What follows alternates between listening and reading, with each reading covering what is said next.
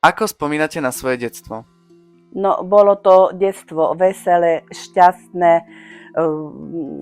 plný spomienok, vyvádzania, hrania. Bolo to dobre, výborné, mala som detstvo dobre. Čo ste najviac obdivovali na svojich rodičoch? Na svojich rodičov som najviac obdivovala ich pracovitosť, huževnatosť, pravdu, mluvnosť, tú lásku, ktorú nám dávali mne aj mojej sestre.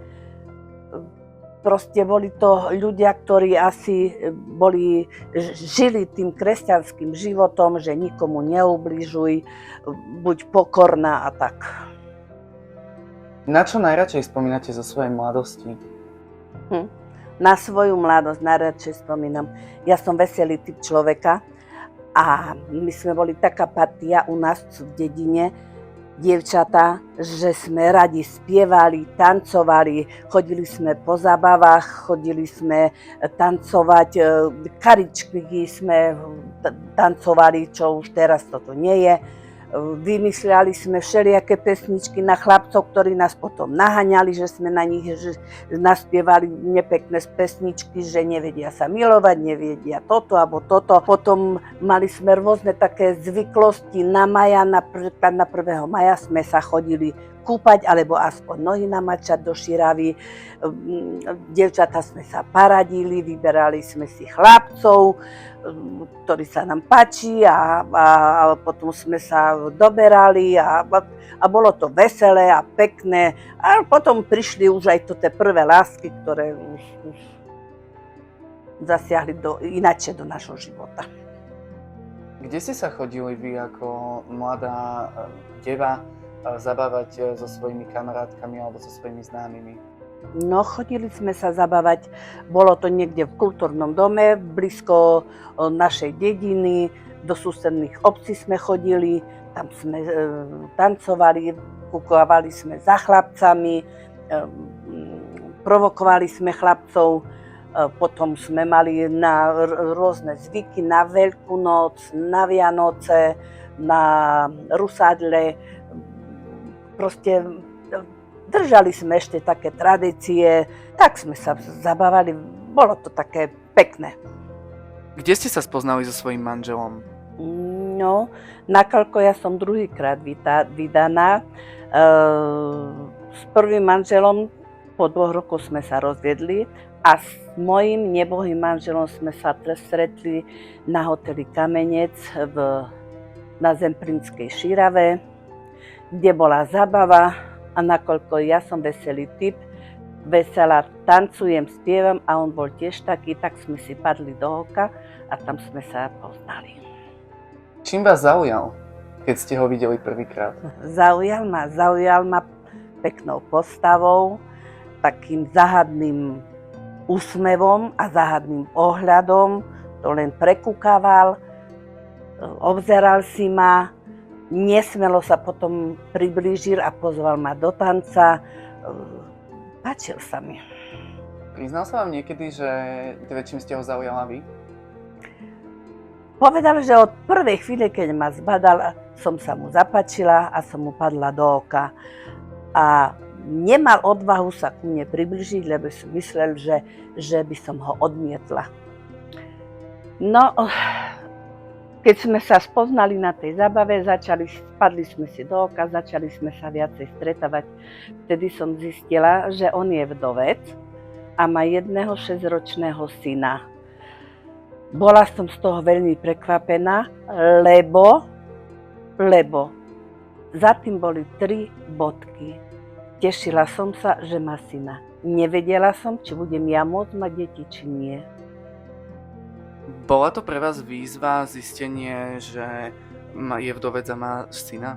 No samozrejme, a veľká výzva to bolo pre mňa, lebo som si v tom momente spomenula, že či ja budem môcť mať deti, či nebudem mať deti a že keď by sme sa zobrali, tak by som už mala chlapca, o ktorého by som sa vedela starať a moje materinské pudy by boli tak povediať naplnené, že sa mám o koho starať. Ako vyzerala vaša svadba? No, nakoľko to bola moja druhá svadba, mali sme svadbu na Zemplínskej Širave na hoteli UPJŠka, to bolo učebno-rekreačné stredisko. Asi možno 40-50 ľudí tam bolo. Skutočnilo sa to pekne v tichosti. Boli sme spolu šťastní, chlapec tam poskakoval, tedy on sa veľmi tešil, že už aj on bude mať maminku, tak povedal, že už aj on bude mať maminku, takže dobrá to bola svadba, pekne, dobre. Ako dlho ste spolu boli? No, spolu sme boli bez jedného mesiaca 40 rokov. V auguste zomrel a v septembri by sme mali svadbu 40 rokov spoločného života. Čo ste najviac obdivovali na svojom manželovi? Najviac som obdivovala to, že bol veselý. Mal rada spoločnosť, vedel sa zabávať, bol pracovitý, vedel pomôcť každomu aj v každej chvíli. Bol to chlap, ktorý aj do koča, aj do voza, ale vedel ma doplňať, vedel ma potešiť, vedel, kedy čo mi je. Proste bol to môj chlap. Existuje podľa vás láska na celý život? No ťažko sa mne o tom hovorí láska na celý život. Mala som prvú lásku, ktorá bola taká neskutočne veľká, silná. Som myslela, že sa nikdy neskončí, ale bohužiaľ stalo sa, že sme sa zobrali, ale po 2 rokoch sme sa rozišli. Potom som mala môjho manžela, s ktorým som žila.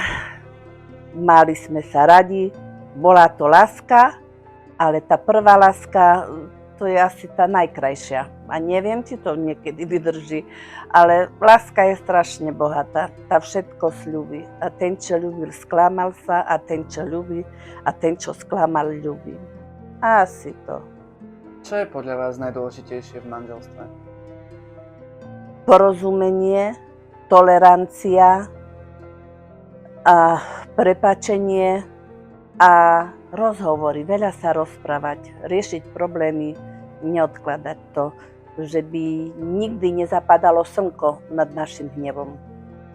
Aké to bolo pre vás prijať vlastne toho syna za svoje dieťa? No, zo začiatku to bolo veľmi, veľmi neťažké, ale také oťukávanie sa, spoznávali sme sa, ja som sa snažila ku nemu nájsť cestu, že nenásilne, ale tak priateľne, že by ma chlapec nejak akceptoval, že by vedel, že patrím už do rodiny. Bolo to také všelijaké, snažila som sa nejaké kompromisy.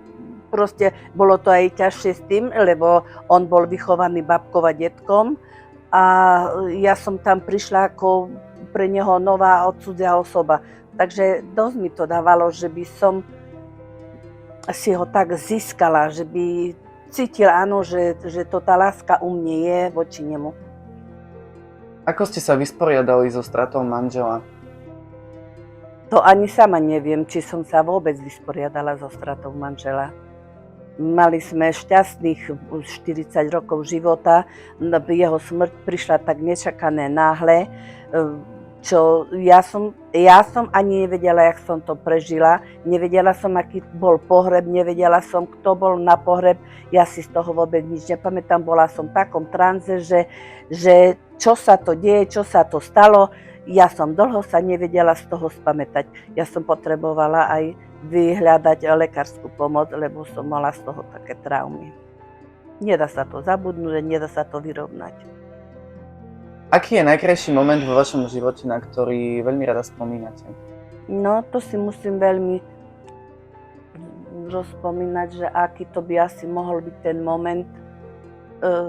Okrem tých takých menších radostí a tak, možno to bolo pre mňa ten moment, keď som po dlhých rokoch mohla pristupovať k sviatostiam, lebo nakoľko som bola rozvedená, nemohla som chodiť na prijímanie a po smrti manžela, vtedy som si už obnovila že mohla som chodiť na sväté prijímanie, na spoveď, takže to bol asi ten najkrajší moment pre mňa.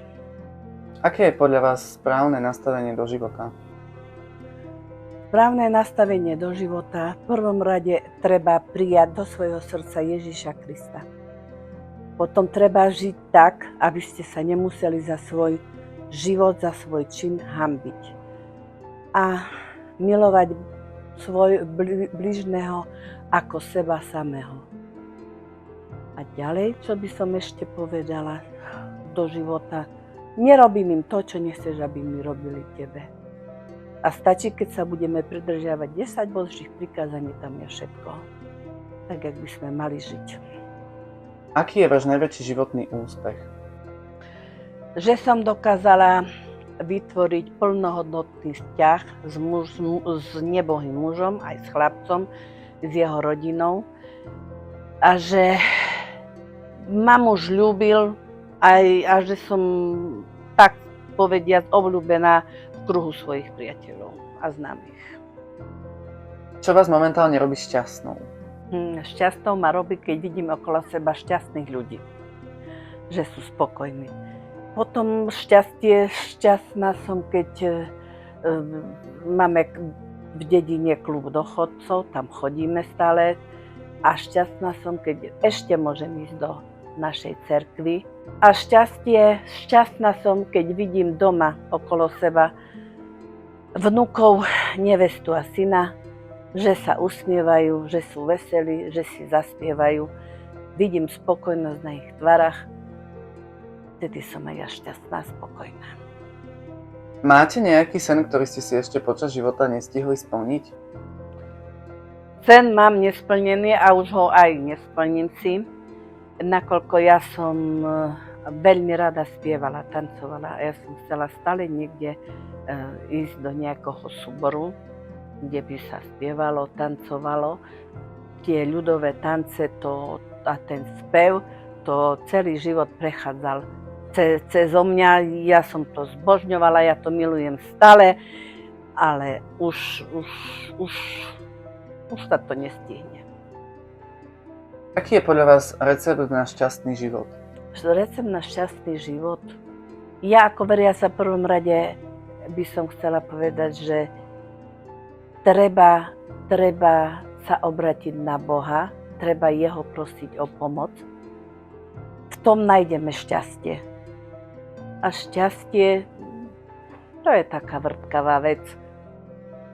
Že som spokojná, že hlavne, že sme zdraví a že vidíme okolo seba šťastných, spokojných ľudí, usmievavých. Čo by ste odkázali mladej Aničke? Mladej Aničke by som odkázala, aby bola viacej prebojnejšia, aby sa nepodceňovala a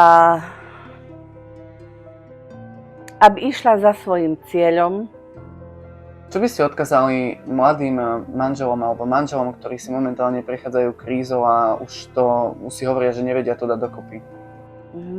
No v prvom rade si musia porozumieť, porozprávať sa, hovoriť otvorene o svojich citoch, o svojich veciach, o svojich problémoch.